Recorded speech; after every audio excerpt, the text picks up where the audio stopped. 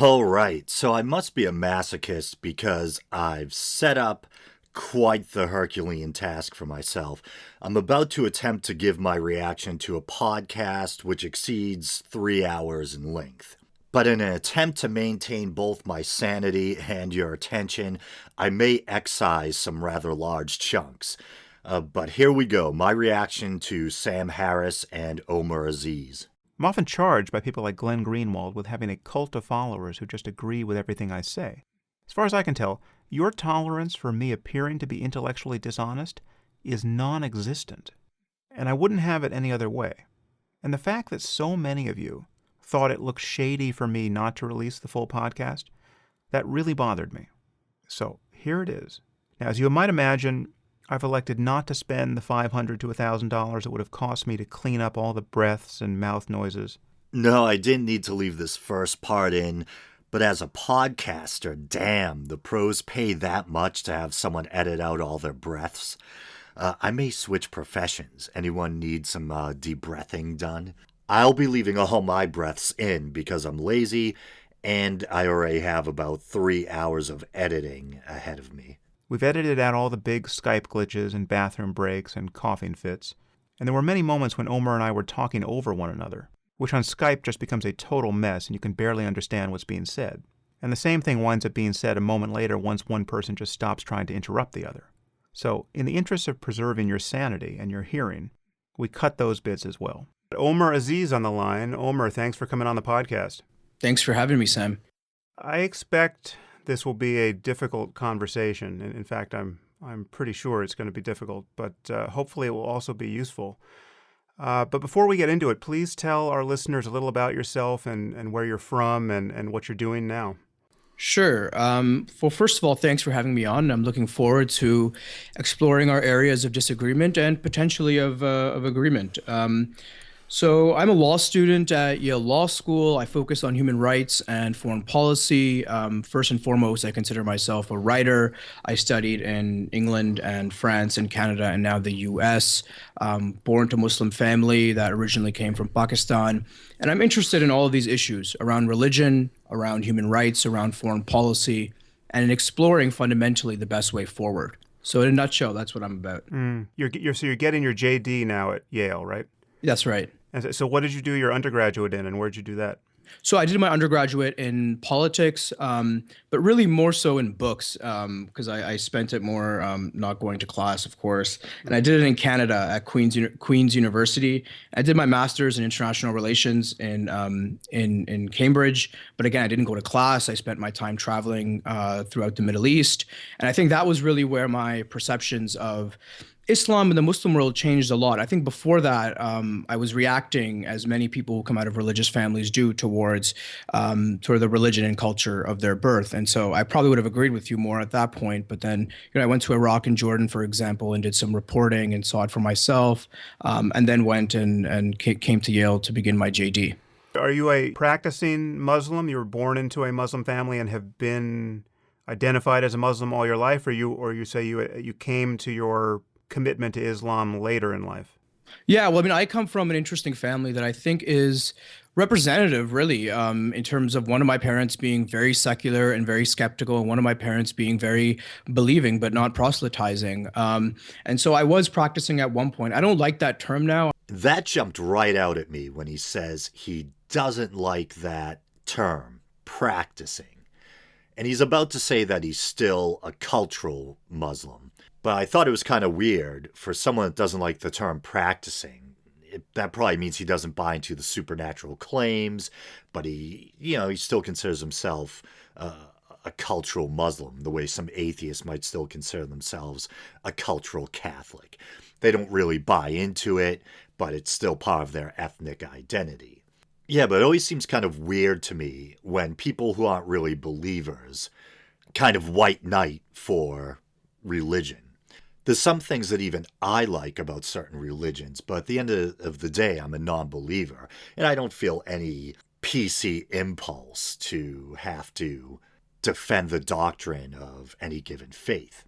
I identify culturally as a Muslim and was within the community of Islam because it was part of my upbringing. You know, when Eid comes around once a year, I want to be with my family and want to celebrate. But I'm philosophically agnostic, and so you could say I might even agree with you on the question of whether God exists. Then why not condemn religious fundamentalism instead of condemning Sam Harris? I know, I'm jumping the gun. They haven't even warmed up yet. Or as Hitch used to say, they've barely gotten their trousers off, or something to that effect. Right. Okay. Well, I'm talking to you now because of the book review you published in Salon. That's right. My favorite website. Not Sam's favorite website. In which you wrote very critically and dismissively about the book I wrote with Majid Nawaz, Islam and the Future of Tolerance. And so rather than just talk to you about the review in general, I'm going to have you read it out loud on the podcast so that we can discuss it point for point. This should be great. It's like an oral presentation. I once gave an oral presentation in middle school with my zipper down. Actual story. Now, you've agreed to do this, but under some duress. You told me by email you think this is a terrible idea. But I want our listeners to understand why I've structured the conversation this way. Now, first, you can say anything you want. I mean, I'm simply insisting that you also read every word of your review so that our listeners can hear it and I can respond to it. But you can make any caveats or supporting points you want, and we can talk about anything under the sun. I just want to deal with your review first and pretty systematically. So there's just to be clear, there's absolutely nothing about this that is closing down debate or conversation. I'm not going to edit anything you say unless you ask me to. Sure. So here's why I want to focus on the review. First, it's a very common experience for a person to read a review like this, or even to write one, and to have no idea what the target of this kind of criticism could or would say in response. Because there's simply no good format in which to answer charges like this. And so as an experiment, I want to use my podcast for this, if only just this once. And in particular, I want our listeners to know what it's like, and I want you to know what it's like, for me to read a review like this, actually almost in real time, sentence by sentence. Because it seems to me you can't possibly know how fully this essay of yours misfires from my point of view. I mean, you took the time to write it. Mm-hmm. Presumably you think your statements are clear and accurate and that you've built a very damning case against me and Majid, in particular me. But there's almost no single sentence here that survives scrutiny. And I want to demonstrate this for you. Yeah, and let me just make a quick point. My initial reservations to doing it in this format, and I highlighted this when you said it's never been done before, and my suggestion that it's never been done before is because this could descend into a kind of Talmudic parsing of... Talmudic parsing? Let's not drag the Jews into this. Kidding. Single sentences and words that won't be helpful at all. Now, I'm going to give you the benefit of the doubt and say that's not going to happen. On the second point, I think in an earlier podcast, you said that I really hate you or I hate Majid and I hate you even more. And I want to correct that. I don't hate you and I don't hate Majid. I find some of your ideas to be repugnant. Repugnant? I don't think that's a word. Then again, a couple episodes back, I mispronounced epithet as epiphet, like Boba Fett. And I had a horrible flashback to my early childhood when I had trouble with the TH sound and I got ridiculed in front of everyone by a little blonde girl. Wonder how she's doing today. Probably better than me. That's the way this godless universe works. I was responding to those. I didn't call you a racist. I didn't call you a bigot at all. I didn't call you any names. I'm merely contending and responding to the ideas that I read in your book. And so that was my intention, at least. Okay, well that's fine, and we'll get into what you said specifically and its Sure. implications. And again, it's not going to be a rabbinical parsing of every word, but I do want to move through it systematically. And I want to also make clear that my goal isn't to embarrass you, and my goal really isn't even to debate. Ultimately, I'm trying to bridge the gap between your essay and the cynicism that it communicates to me, and what I would consider a real conversation, but. I think doing this is going to take some real work because I think we're very far apart on the page. And I'm going to, obviously I'm going to cut you some slack because I understand that no one writes an article like this anticipating to then have to read it to its primary target. And I can only assume that even if you kept your opinions about me as they are, you would probably phrase a few of these points differently in the context of an actual conversation. So I think one thing to make clear up front is that your insults don't matter to me. I mean, I don't take anything you've written personally. Good, you shouldn't. The problem is I don't take anything you've written to heart at all, because it's as though you're writing from another universe here. And this is what I find so troubling, and this is why I want to have this conversation. So that, I mean, the problem for me in general, just to step back before we get into the text here, is that I understand Abu Bakr al-Baghdadi. Baghdadi. That's funny. Better than you understand me and Majid. And I can actually say this with certainty, because you are absolutely wrong about me and Majid. And I could ascribe beliefs to al-Baghdadi at random and do a better job than you've done here. I could throw the I Ching and come to a better understanding of his motives than you have come to an understanding of ours by reading and reviewing our book. The only thing I want to say to that is I think I understand Baghdadi better than you and Majid understand Baghdadi. I wish this was Friday night so I could play the Baghdadi drinking game. Because I actually factor in to account his political strategy and his geostrategic policy that he's had in Syria and in Iraq that's allowed al-Qaeda in Iraq, the Islamic State in Iraq, to go from being a ragtag group of rebels that was decimated in 2011 to be this very powerful militia in 2016. And that, like, the political factors, and I hope we get to them, those are things that you and Majid don't discuss. I don't see you taking an interest in. Okay, but that's a totally separate point. I mean, whether you understand Baghdadi better than I do, we can discuss. I'm saying that I understand him, this person who is practically infinitely distant from me on the moral and political and religious and intellectual spectrum, better than you understand me and Majid, and we have told you our motives for writing this book, right? So that's what I find so strange here. Sam, I don't care about your motives, though. I don't like. For me, it's what the book says, right? And what you said before. You describe, or we're going to get into this, because one of the things I'm going to take issue with very early on in your review is your ascription of motives to us. But again, let me just step back for a second. You're a very smart person who is capable of writing about these issues honestly. I mean, in fact, I told you by email that you had a piece in the New Republic about jihadism. I think it's called The Soul of a Jihadist, that I totally agreed with, right? So that's the mystery I want to attempt to resolve, that you could write an article on jihadism that I could recommend almost without reservation, and yet you could review my dialogue with Majid so uncharitably that I can honestly say, from my point of view, that you communicated nothing but your own confusion and prejudice. Okay, so my goal here, again, just to be clear, is I want to bridge that gap, essentially between your two articles. But I really think it's not going to be easy, because from my point of view, almost no sentence in your review does what you think it does. That's where we're starting. And I think the only other thing I want to say before you start reading your review is that our listeners should know that I've sent you a version of it where I've marked many places where I think there's something for us to talk about. And I did this because, given the time lag on Skype, I didn't want to continually be talking over you as you began reading a new sentence or paragraph. So you have the complete text of your review marked by me, and you'll just read sections, and then we'll pause and then begin speaking about relevant points. Yeah, sure. And I hope that, just to respond to your previous point about my New Republic piece, which I still stand by, of course, there's a difference between examining the assumptions, the beliefs, and the motivations of an isolated extremist and then extrapolating that. All right, so I'm willing to eat some crow. He actually does sound like he's willing to recognize and criticize extremism to some degree. And saying that is either representative of an authentic or legitimate form of Islam. And my intention in writing this piece and in critiquing your views is that how do we actually get a reformation? How do we actually get cultural liberalism in the Middle East? And I propose that your solutions and Majid's solutions, which focus on verses almost to the exclusion of politics, is the wrong way forward. So that's what I'll say on that. Okay, well, let's go. Please start with the title. Sure. So the title that the Salon editors put on this, which and these are the only words in the entire piece that are not my own, is Sam Harris's Detestable Crusade. Wow, that's a hell of a title. And I know supposedly Omer didn't entitle the piece he wrote.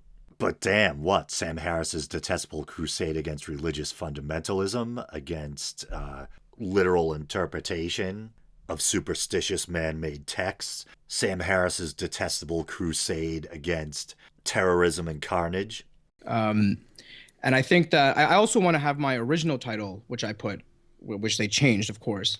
It was originally called The Poverty of the Intellectuals, Sam Harris, Majid Nawaz, and the Illusion of Tolerance. And look, I wouldn't use a phrase like Detestable Crusade, because to me, that's clickbait nonsense, and that's what all editors from time immemorial have done. And so you can rebut that, and we'd probably agree that that's not a helpful title. But I Okay. stand by my own in saying that the ideas in here in this tract were very often impoverished. Yes.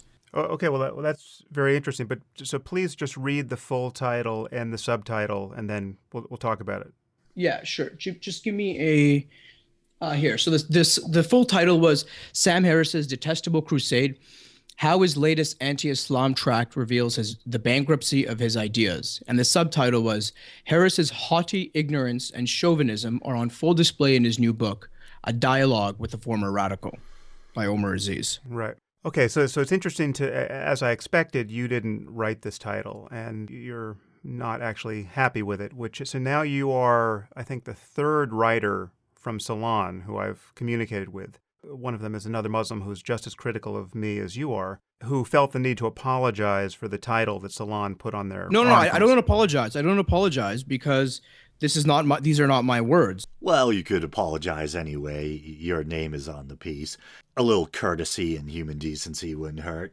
They're No, on no, my article, but this happens with you've written before for public magazines as well, and you're well aware that editors choose the titles. I'm not saying you're apologizing for yourself, but it's not a title that you stand behind. Let me just point out, in case this blew by people too quickly, as with almost every other Salon article about me, there isn't even a pretense of journalistic objectivity here. I mean, there's clearly an editorial policy there to make me look as bad as possible. And here the reader is told, just straight out told, that my work is detestable, my ideas are bankrupt, that I am haughty, ignorant, and chauvinistic. Okay, I think we're going to, at least a couple more times, hear accusations of chauvinism from Omer against Sam. And I found that to be very bizarre. Sam Harris is a lot of things, but chauvinistic isn't one of them.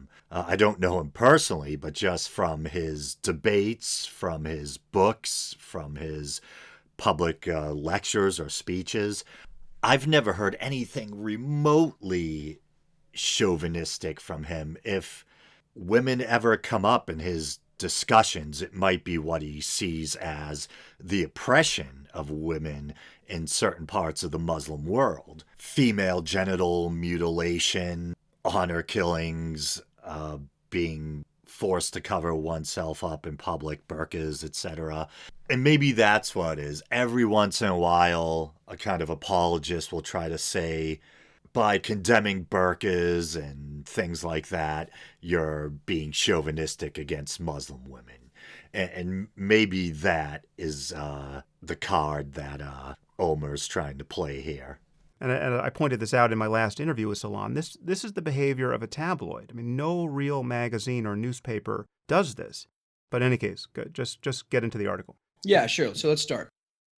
There are few get-rich-quick schemes left in modern publishing, but one that persists could be called Project Islamic Reformation. Writing a book that fits in this category is actually quite easy. First, label yourself a reformist. Never mind the congratulatory self-coronation the tag implies. It is necessary to segregate oneself from all the non-reformists out there.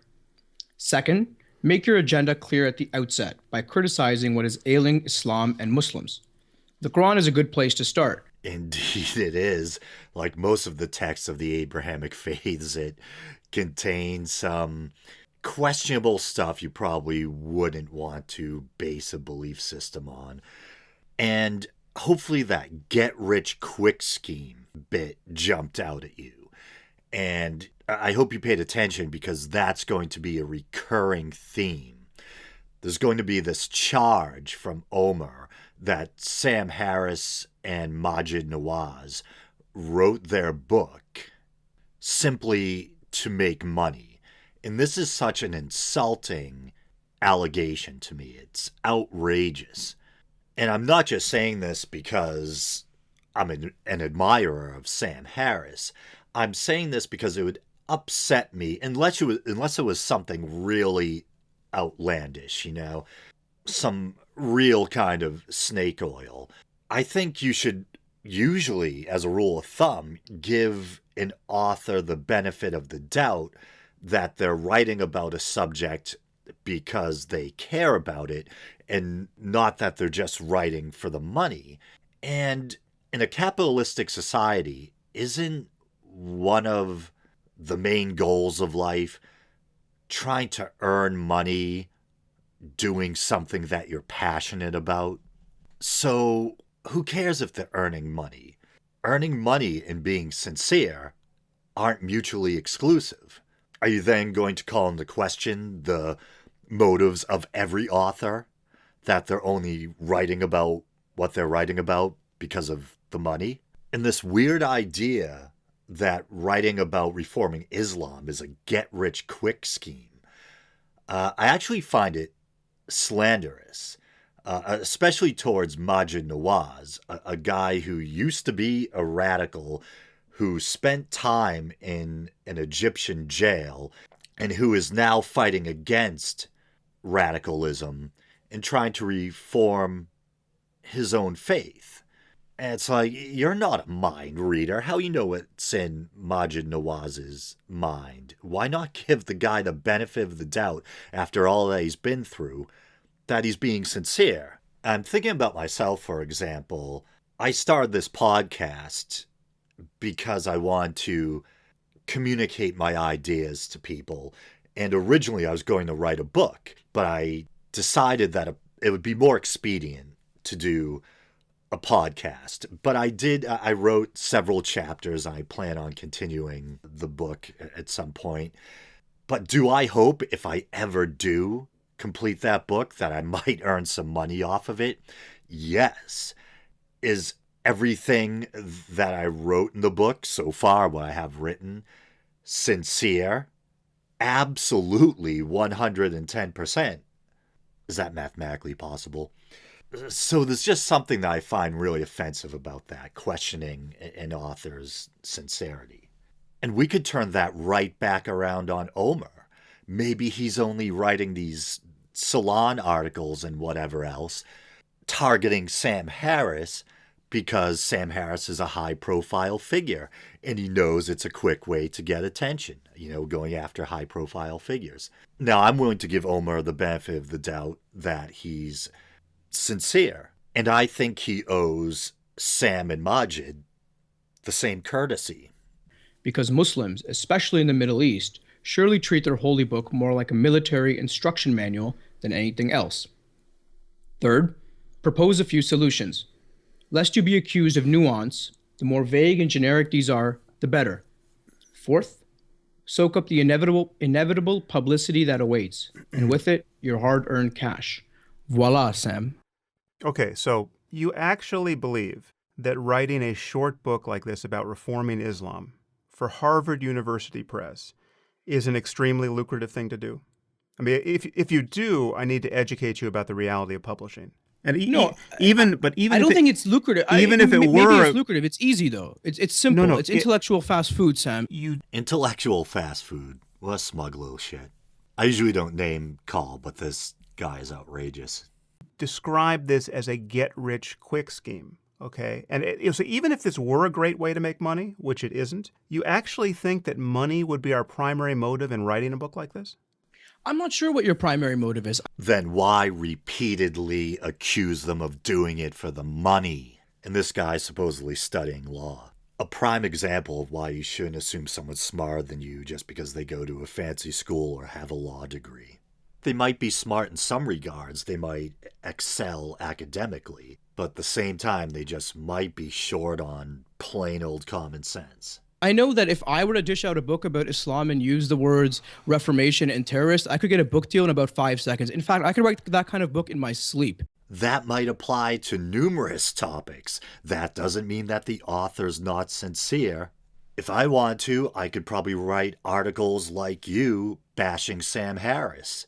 That probably wouldn't take too much brain power, but I'm giving you the benefit of the doubt that you're coming from a sincere place and not just doing it because it's easy. And the guy, I almost called him a kid because the way he comes across. Once again, he just comes off as so smug. He could write a book on reforming Islam in his sleep. Well, why not do it? It certainly looks like the world's in need of it. I believe the majority of Muslims out there are good people. It's a small portion that are committing violent acts of terrorism. But primarily right now, acts of terrorism are being perpetrated by not just any fundamentalists, Islamic fundamentalists. For instance, as I'm recording this, we're in the wake of these recent Brussels attacks. When I woke up a couple of days ago and I heard that there had been a terrorist attack or terrorist attacks in Belgium, I didn't wake up saying, I wonder if Buddhists did it. I wonder if Sikhs did it. I wonder if members of the Cherokee Nation did it. I knew it was going to be Muslim radicals. So even though the extremists are just a small portion of the total population of the world's Muslims, it doesn't change the fact that we are experiencing a severe and dire problem of violent Muslim extremism. So maybe, Omer, you should write that book. It's not that difficult to do. To me, this is intellectual fast food. And frankly, I think you guys could have done better. I mean, it's a different point. I understand you don't like the book and you think we could have written a better book. So far, Sam's being a lot more patient, actually directly dealing with Omer than I am listening to him. But just wait and see. You're going to see a side of Sam Harris you've never experienced before. You're ascribing motives to us here, right? This is the first paragraph of your piece. You describe this as a get-rich-quick scheme. Now, I'm talking about your understanding of what Maajid and I are up to. Now, I find your cynicism here fairly breathtaking. I mean, you think Maajid's career as a reformer, as a former Islamist who spent years in an Egyptian prison and who now seeks to deprogram Islamists and jihadists, incurring massive security concerns as a result, and foregoing every other opportunity he might have. You actually think that this is a get-rich-quick scheme on his part? You think this is how he thinks he can make the most money? look, I tell you that there's been a litany of books that have been published very recently. They're not scholarly tracts that repeat the same slogans over and over again. They're short pamphlets. And yes, I mean, maybe it's not get rich quick, but it's get rich soon at least. You build a platform on it. You accumulate a mass following based on people who love the idea of saying, yeah, just write a book, accumulate a massive following, and get rich. Easy as pie. Telling Muslims that they should reform by cutting out verses of their holy book, which no other religion has been expected or demanded to do. Bullshit of the highest order. You're telling me people don't complain about the barbarism in the Old Testament, the stuff in Leviticus about homosexuals being put to death, the killing of witches, stoning of adulteresses, etc. Non-believers like myself rail against that stuff all the time, and many good-natured believing Christians choose to ignore that stuff all the time. So we do ask people of other faiths, not just Islam, to ignore or water down the nastier bits of their holy texts.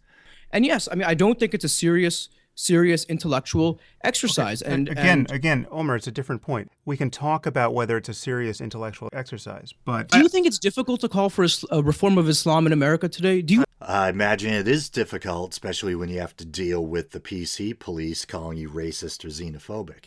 Actually think it's difficult? Does it threaten your security? Absolutely. We will get into this. This is why we One have of the to major parties of the democracy have been calling for this in very fascistic tones. I don't think it's an intellectually brave thing to do. I'm sorry. Who cares if it's intellectually brave or not? What matters is if it's something that we need to do. And obviously, since there's new terrorist attacks taking place every other week in Western countries, it seems like. Maybe that's a bit hyperbolic, but not by much. Obviously, some type of reformation is necessary, at least in regard to this cancer of Muslim extremism. Omer, we got to move through this systematically, all right? I'm talking about your ascription of motive. You are making assumptions here which are flat wrong. First of all, there's Maajid's case of being a reformer and all very little standing in Muslim communities. The fact that he has little standing in Muslim communities, if what Omer is saying is correct, should be a cause for alarm. Not taken as a sign that Maajid doesn't have anything valuable to say.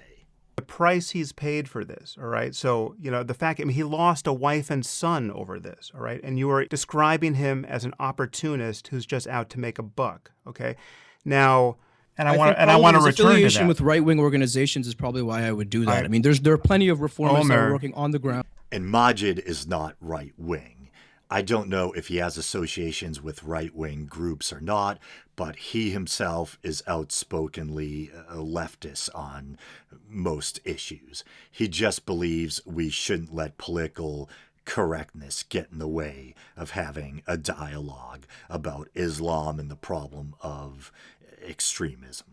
You're filibustering. Every single day. I'm not filibustering. I'm explaining. I'm trying to get back to the first point you're jumping off of, right, which is the ascription of motive. Now, speaking personally, I'm giving you information you don't actually have about me, all right? Speaking personally, right, the challenge for me is to make the work I do on this topic, the topic of Islam, remotely viable, and not to have the resulting damage done to my reputation by people like you not close the door to other opportunities. But viable to whom? Viable to whom? To To Muslims? To no, people you no, want no, to no. To even get paid for it. Okay? Or you describe this as a get-rich-quick scheme, right?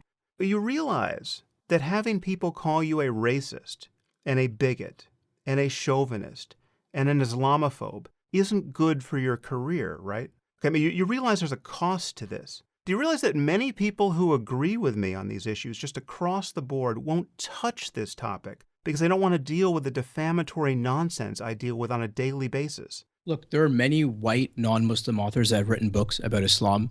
This is not about you in particular. And you don't have the kind of offensive language in here that you've said before in terms of we are at war with Islam or all kinds of, yes, chauvinistic viewpoints. But To quote the armored skeptic, citation, please. Where the heck has Sam Harris ever been chauvinistic?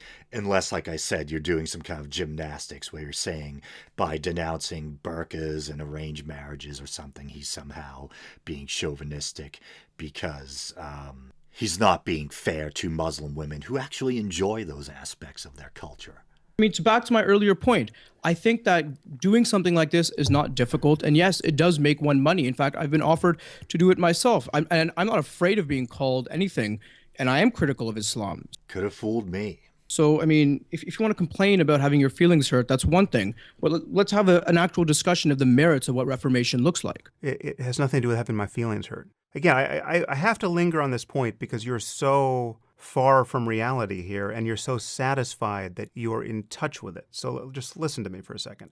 Again, I'm talking about me, my career as a best-selling writer and scientist. Right? You've made certain assumptions here, and they're Sam, totally you made your wrong. career by attacking religion, and that's totally fine. What were you doing? Damn straight, it's totally fine. Trying to spread truth and reason and calling BS on supernatural claims. I'm perfectly fine with Sam or anyone else making a living off of that. Before you wrote The End of Faith? Seriously, Omer. you were a PhD neuroscientist, right? You made a lot of money off of this. Someone a little jelly? Once again, who cares if he made a lot of money off of it? If he's being sincere and promoting reason, who cares? More power to him. What's the problem? Here is a fact. Focusing on Islam, right, to any degree, writing this book with Majid, having you on my podcast now, okay, alienates a significant percentage of my core audience. I mean, even the people who know I'm not a bigot, the people who see no more merit in defamatory salon articles than I do, right, don't want to hear me talk about Islam and Islamism because it's the most boring thing in the world. Now, I can tell you that there is almost no one in my core audience who wants me to spend any more time reiterating my concerns about Islam. And yet you seem to think that I am pandering to a huge audience for mercenary reasons. There's not a scintilla of truth to this charge. You just conjured it out of just an unfriendly act of imagination. Yeah, well, I mean, look, if I look at your career and the things that you said before Sam Harris became Waking Up and Meditation Sam Harris, Sam Harris has always been waking up in meditation, Sam Harris, you douchebag. Even back when he was writing The End of Faith, even back in that period, he was still someone that was interested in consciousness and meditation. And even though an atheist like myself, who was still nevertheless interested in quote unquote spiritual topics. all been attacks on religion, and that's fair. But some of the things, of course, that you said about Islam before, which garnered a lot of controversy, rightly so, and I hope we can talk about that, your rhetoric, those are things that you should expect to be criticized for. And look, I don't want to talk about Islamism either. I've got a wide variety of interests and creative pursuits that I'd rather be doing. So this is on me as well. And if your listeners are going to be alienated by an opposing point of view, they're not going to be alienated by an opposing point of view. It's your assumption that Majid and I mean, it's especially egregious with Majid, but I'm focusing on my part for the moment. It's your assumption that I am pandering to an audience that is hungry to hear me reiterate the problems with Islam, and that this is a lucrative thing to do. What sort of advance do you think Majid and I got for this book? I mean, you've probably heard that best-selling authors get 6-figure or 7-figure advances for books. What do you think we got here? I'm not sure. You tell me. Okay, there was no advance, right? Yeah, and how much? And can I ask you? I mean, look, I don't want to go into your finances. That's your personal business, but look, this is Islam and the future of tolerance. You weren't talking about reformation of Islam 5 years ago or 4 years ago. You were just talking about attacking Islam. And you can believe that a religion is deluded and wrong-headed, and yet still prefer that its adherents be moderates rather than fanatics. So you would still be desirous of reformation. And I think Sam is about to say something to the same effect. If so, I apologize for the redundant statement. This was originally supposed to be a blog post. If I'm not mistaken, that's not true. Let me just make one quick point. This was originally supposed to be a blog post, and this reads like a long email exchange between two people. I can't believe I spent $20 on it or whatever the price was. Oh, this kid is unbearably snarky. And who cares if it is an email or blog conversation or exchange that then got translated or transcribed into a paper book? Wouldn't be the first time. Many such books have been made. And Majid and Sam found their exchanges so poignant that they then had the idea of turning it into a book because they thought other people might find the conversation interesting too. But and Majid proposed that it be a book. And I think part of the reason for that, it's fair to assume, is that you would have made more money by publishing it as a book than you would have by publishing it freely on your blog. I don't know about Majid. I imagine it's probably similar, but Sam constantly writes blogs and articles, providing people with free content. Why is it wrong for him to want to publish other works and get paid for it? People pay a premium to read something that should not be that should not have a premium price attached to it. This is my. It's funny he called Sam haughty, but he seems to be the arrogant one to me. Who put him in charge of arbitrarily deciding what content merits what price point? Point here. Okay, well, no, that's not your point. Again, it's one of my points. You're not in touch with reality here. You're not in touch with the cost professionally, reputationally, for touching this issue. You think that there are windfall profits for anyone who wants to say something negative about Islam. I mean, that's just simply not the case. So let me just give you another example here. When Ben Affleck called my comments about Islam racist on Bill Maher's show last year, I was trying to launch a book about meditation and the nature of consciousness and a rational approach to spirituality. And that's a book that I actually had been paid a fair amount to write, okay? And there was literally not a moment for the rest of my book tour where I could talk about my book. Okay, instead I had to deal with idiots who thought that Affleck made sense, right? And honestly, I've spent much of the last year doing that. Now, do you think, just consider this with fresh eyes for a moment, do you think that when you're trying to launch a book about spirituality and meditation and a scientific understanding of consciousness, do you think that having to endlessly beat back charges of racism and bigotry is a good thing for marketing that book? Is that a moneymaker? 2 points. The first is that there is a huge audience in the United States for right-wing politics and right-wing views about Islam. This is not new, right? I'm sure that you are aware of this, and you encounter it all the time in the media, and half of American democracy, at least one of the two major parties, has been caught up in this. The second point is that the reason why people were so critical of you and asking you all those questions is because on that appearance on Bill Maher's show, You called Islam the mother lode of bad ideas. You threw out a number that at the time, I think that this is where some of your critics were unfair, where they said you pulled it out of thin air, and I don't think I give you more credit than that. But you called Islam the mother lode of bad ideas, and the guy next to you, Bill Maher, who I also really like, I think he's a funny comedian, and I love watching his show, but he compared Islam to the fucking mafia. Those are his words. Hey, watch it with the F-bombs. I'm trying to run a family show here. And the thing about comparing Islam to the mafia, yeah, not every Muslim is going to want to kill you if you try to leave the faith, but the possibility of having to face death as a punishment for apostasy is a real problem in certain Islamic cultures. Let's not pretend it's otherwise. And there might be other religions out there. I can't think of any examples. Not Buddhism, not Jainism, not Christianity or Judaism. I can't think of another religion where people in this day and age face death for leaving. I don't know. I could be wrong. I mean, I know there's parts of Christian Africa where people are still being killed for being witches. So who knows what's going on, say, in those types of cultures. But predominantly, when you hear of people being threatened with death for leaving a religion, it's Islam.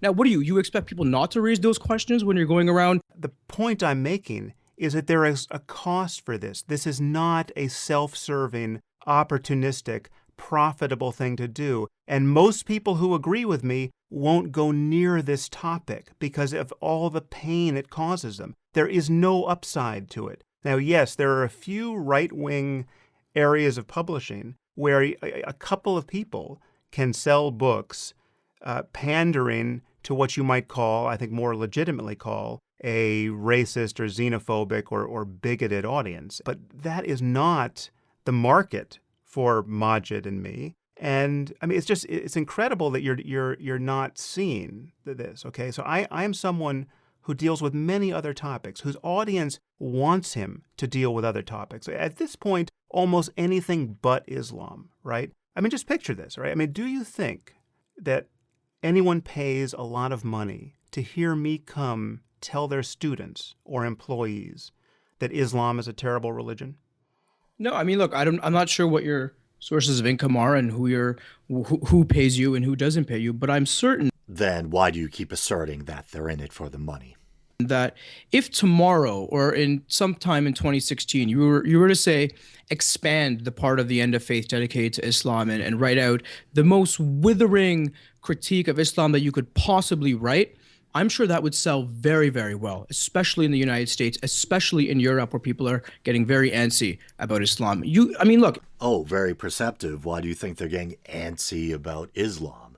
Could it be the Bataclan Theater? Could it be, even though it took place after this interview, the coordinated attacks in Belgium that happened this week? Could it be Charlie Hebdo? Could it be radical imams? I wonder why the hell people are feeling antsy. If you think that criticizing Islam and doing it in very heated rhetoric doesn't sell well, then honestly, dude, you're deluded, man. Like, it sells extremely well. You get platforms, you can go on the media, you can market your books, and you get more followers and more readers, and people want to hear that. You could also write books about baseball, healthy living, or how to make your man fall in love with you all over again. It doesn't mean that the authors aren't sincere just because there's a market for something. You're wrong about this. Okay, you're wrong about this. I have 5 New York Times bestsellers under my belt now. Okay? The first one being The End of Faith, the criticism of religion, which started it all. What's your point, you smug little shit? Who cares if that book was successful? You don't think that Sam Harris is actually interested in religion and enjoys writing about it? Yes. Okay, but there's much more to the book than that, and it is not focused on Islam. And it was the first book in a wave of quote, new atheist books that started this publishing trend. You couldn't publish the same book today and hope to get lots of readers. And my book with Majid was never expected to be a New York Times bestseller, hasn't been a New York Times bestseller, was not written because we thought this was a great angle to make a lot of money. It was written to communicate specific ideas, which I hope we will get into. And it was written as an example of a conversation that succeeded, right? But Majid and I started out far apart when we first met, and we converged in a very happy collaboration. And we're putting it out there as an example of how a conversation on this topic could and we think should start. Now, the fact that you don't understand the reputational costs to this, the fact that you don't understand how much damage has been done to our public conversation on this topic by articles like the one you just wrote, right, and by periodicals like Salon that title them the way they title them, is flabbergasting to me. And I'll draw the picture even wider for you here, because you really just, you do not understand the implications of this. I mean, do you think that when it comes time to get your kids into elementary school, okay, after handing in an application, right, do you think that having to warn the director of admissions that a Google search on daddy might just turn up charges of racism and bigotry that aren't true, right? I didn't call you a bigot once again. No, you just insinuated repeatedly that he's a phony, money-grubbing fame whore, not a bigot. Chauvinist is in the title of the article, right? Yeah. I'm just saying that. I hope they would move past the title, which is what an informed reader is supposed to do. But Really, you're supposed to look past the title. The title is usually what informs a person whether or not they even want to read an article in the first place.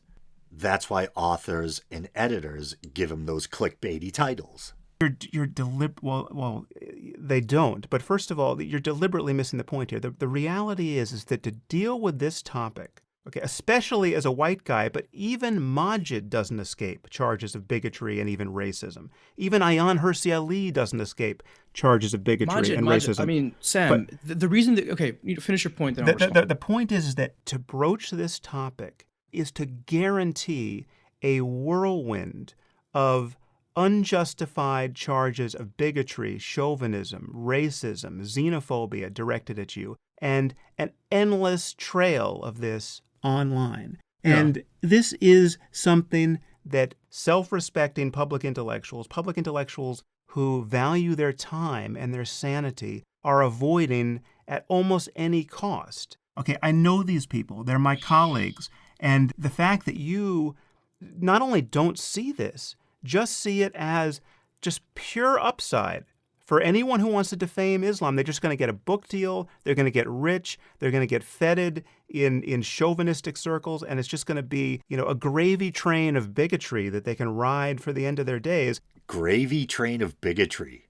That is insanity. There are always costs to entering the marketplace of ideas, regardless of what those ideas are. And there are, of course, benefits as well. And it's, in my estimation, the benefits in this case of attacking Islam and attacking Muslims, there are greater than the cost. And there should be criticism, and there should be withering criticism of people like yourself and of Ayaan Hirsi Ali, who basically call for war against Islam. Let's boil this down, because you're not an impartial arbiter or peddler of sophisticated arguments. You have said some very chauvinistic things, and you have rightly been criticized for them. Now, no one should be attacking you personally. You just called him a chauvinist and repeatedly suggested that he only writes books for the money. No one should be threatening you. No one certainly should not be threatening your livelihood or your life. But people should have the right and the responsibility, and I think the obligation, to offer withering rebuttals to that kind of rhetoric. When someone says that it is time we admitted that we are not at war with terrorism, we are at war with Islam, that deserves extreme scrutiny, because it is an extreme statement. Okay. Frustrated sigh. Do you disagree? Look, if I came out, let me reverse this quickly. Let me reverse this quickly, right? I think Israel has a right to exist, and I think that its occupation in the West Bank is illegal, and ultimately there's going to be a two-state solution. Now, as a brown-skinned Muslim name person, I am aware that if I came out and said, we are at war with Judaism or with the Jewish people, Omer, or with Zionism, what do you think the response would be? I just don't understand. I don't understand how you're missing this point. Okay, so we can talk about all of that, all right? I am still stuck on this get-rich-quick scheme, this attribution of motive, this picture you have of everything in the Okay, how marketplace much of money did ideas. you make off the book? How much money did you make off the book? I mean, since you claim that there's only costs associated with targeting Islam. Okay, what's interesting? Okay, so here's a nice question. How many right? Twitter followers have you gotten since? These are all things that accumulate on your platform. Nice question. So since we didn't get an advance for the book, right? Then it's all about royalties now. I should be very concerned about book sales. How many times do you think I've checked with the publisher to see how many books we've sold? I don't know, Sam. I don't know you. That's right. You don't know. Zero is the number you're looking for there. So you made $0 off of this. I'm sure we've sold some books. I have no idea how many we've sold. So this was a blog post that turned into a book. So you went from $0 to X. Yes, that's how the free market works. You offer something for sale, and if you're lucky, people buy it. And once again, this tells us nothing about the author's sincerity, and who cares if it started out as a blog post or an email exchange, if it's an entertaining and edifying dialogue. That's greater than zero, right? So you made money off of this. And look, to me, that's a secondary point, but you want to focus on it. Oh, suddenly it's a secondary point. I thought you were the one trying to drive home the point that Sam was probably just doing this for the money. No, the point is your attribution of a sinister, mercenary, opportunistic, cynical motive to something that is a pure effort to have a publicly valuable conversation. That is what I'm focusing on. I mean, Omer, honestly, your reluctance to concede this point, okay, your reluctance to concede that you actually had no information about publishing here or about our motives or about how much money we were going to make, that you were just saying something that sounded right to you, that you wanted to believe is true, but now actually want to give you information. You have just admitted that you made money off of this, number one. Number two. Jesus, how many times do I have to say it? Just because he made money off of it doesn't mean that it's not sincere. It was originally supposed to be a blog post. And number three, the new atheist books, The God Delusion, God is Not Great, End of Faith, of course, as you mentioned, would not be published today. They've already been published. But would you deny that Project Islamic Reformation, books on demanding reformation, are not in vogue now? That articles calling for reformation don't go viral every 2 days? Would you deny this, that there's a great market and a great readership and a great listenership for these kinds of ideas? Yes. Yeah, okay, so it's lucrative. No, I would deny it. It is the least lucrative and most costly thing I could be doing, right? And I'm informing you about this. I don't expect you to know this, but what I'm saying is true.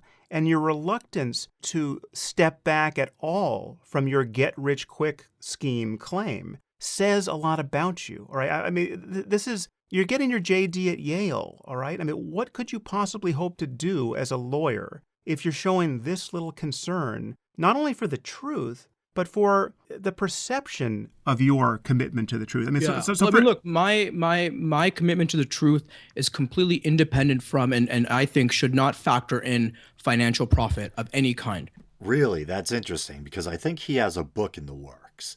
So is his book going to be free? Or maybe it's the other way around. Maybe he's going to charge money for his book, but everything in his book is bullshit because he doesn't believe that money and devotion to the truth can overlap or coincide. Right? I think it's a corrupting motive, number one. And number two, as an attorney and someone who is who is actually interested in reforming many. Mount Sam is erupting. The characteristically placid Sam Harris is finally getting fed up. Communities and inducing cultural liberalism. I want to work with these communities rather than, which is apparently what Majid wants to do. And here's something. I'll tell you that this book is going to influence and change precisely very few opinions in the Muslim world. Again, you're changing the subject. Omer, the truth I'm talking about here is you made a claim about our motives that is demonstrably false. Okay, I've given you several reasons why you should... You just admitted that you've made money off of it. We have sold some books. Yes, from a blog post.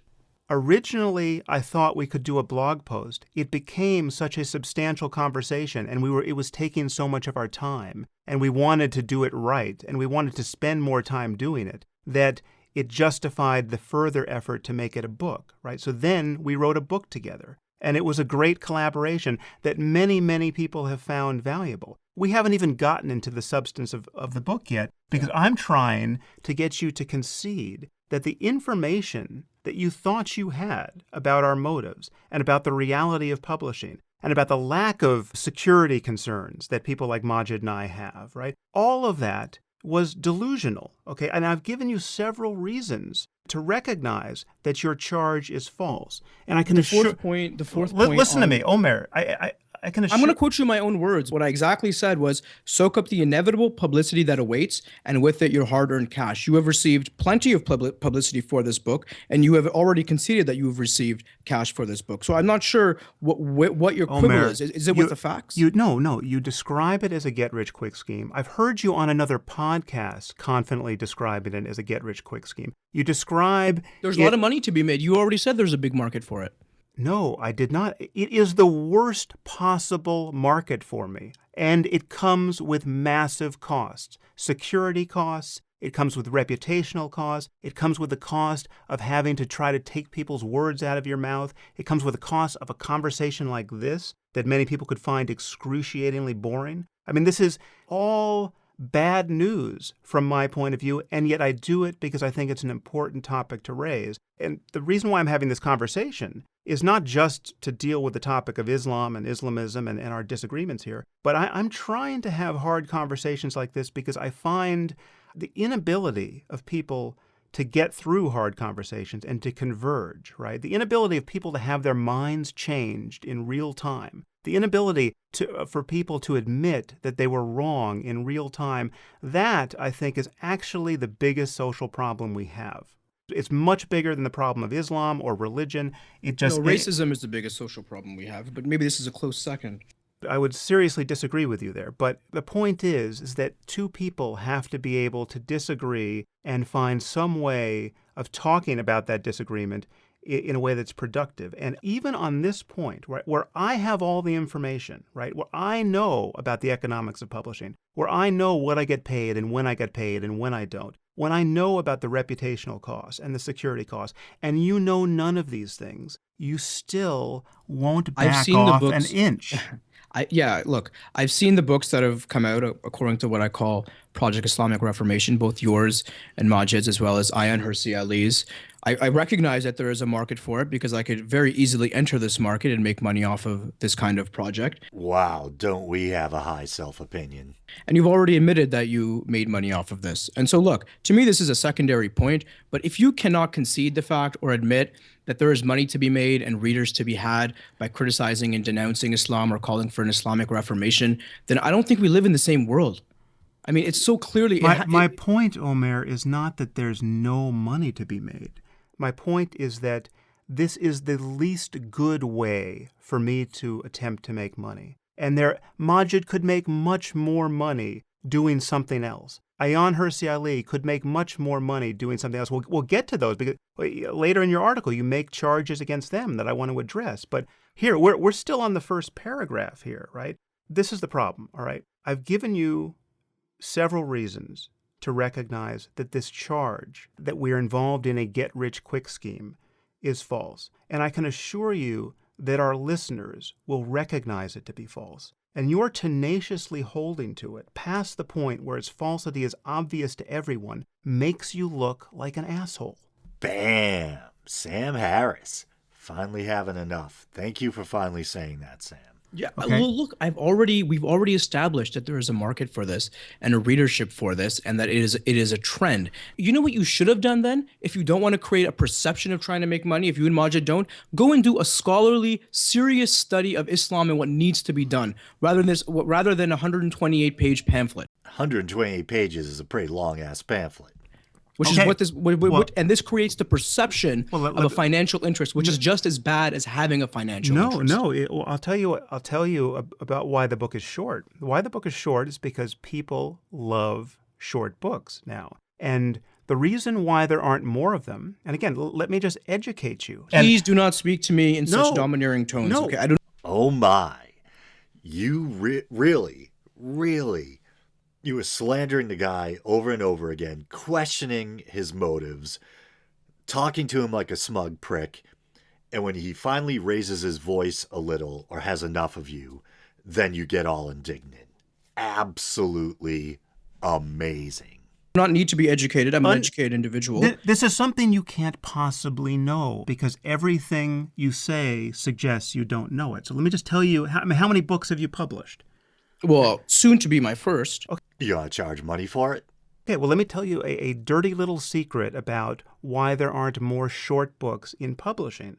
Okay, there are not more short books in publishing because publishers can't figure out how to make a lot of money publishing short books. They want to publish a 300 or 400 page book and charge you $30 for it. This is the way the costs scale in publishing. And if you publish the 100-page version of a book that really doesn't have to be any longer because it's a very short argument and you would just be padding it to make it longer, and it's actually what people want to read because they can read it in a single sitting and they don't have to decide whether or not they can sacrifice that much time to the book. They can just sit down and read it. Publishing has not solved the problem of how to publish those books. And contrary to what you assume, this is a money-losing move from a publishing point of view. To publish a short book and sell it for $17 or $18 is much worse from a publishing point of view than selling a big $30 book. And that's why more people don't do it. And when Majid and I write a short book because we think it should be a short book that we want people to absorb in a single sitting, we are pushing against the merely mercenary, merely cynical, merely profit-seeking attitudes in publishing, okay, contrary to what you assume. Let me just ask you a question then. Do you think that, writing a book about Islam, which encompasses a quarter of the world's population, as you know, and over 1 billion people, as you also know, and the subjects of tolerance in the future, do you not think that merits a deeper and longer study? It merits a century of conversation, and Majid and I have made absolutely no pretense to delivering the last word on this subject. We're trying to deliver a starting point, a novel starting point, which we did. But the price you pay for writing a comprehensive, scholarly, endlessly footnoted book is that you lose the people who can't invest that much time and energy into reading that book. And that's totally understandable. There's a place for both sorts of books. And we tried to write the book that you could hand to your friend who's been worried about this topic, but hasn't spent any time thinking about it, and say, listen, just take an hour and read this, okay? And that was our goal, and it's a goal we've accomplished. But the problem is you are... That's not the people you should be addressing, are they? Okay. You want to address Muslims. Again, not the person who doesn't know anything about Islam. It's a separate topic. All right, No, it's the same thing. We're talking about who's going to read your book and what's the project that you want to accomplish, which is reform. All I've been talking about thus far is you're ascribing motives to us that are completely false. And you conceded all the factual points about the market existing, about you making money off of it. Points. This is a stupid little trick that you have to stop using because it makes you look terrible, all right? To falsely summarize what someone has conceded is not only annoying, it is effective only with stupid audiences, right? It's going to get you fucking nowhere. So, Sam dropping the F-bomb. You really have to be annoying to drive Sam Harris to hurl an F-bomb at you. Just listen to me. I didn't concede that point. Sam, don't speak to me in those tones. Sam, don't speak to me in those tones. I can slander you. I can say whatever I want. I can assume the most smug attitude in the universe. But as soon as you get a little fed up, how dare you? Don't hurt my delicate feelings. How dare you talk down to me? F off, Omer. That's it. I've had enough. There's no way I'm sitting through another 2 hours of this. If you want to hear the whole thing in its entirety, go to iTunes and look for the Waking Up podcast with Sam Harris. And I'm sorry if I came off as a little bit more rude or impatient than I usually do. But hopefully after listening to that guy, it's understandable. But you guys know a drill. Like the show on Facebook. Please do. Follow the show on Twitter. Check out the YouTube channel. Maybe you are. If you want to help the show out monetarily, I'm sincere, but I still like cash. You can use the PayPal widget on the Podbean page. There's all that alliteration. Or you can go to patreon.com/theweekindoubt and support the show for as little as 99 cents a month and quit anytime you want. All right, until next week, Space Cowboys. Where'd that come from? This has been The Week in Doubt.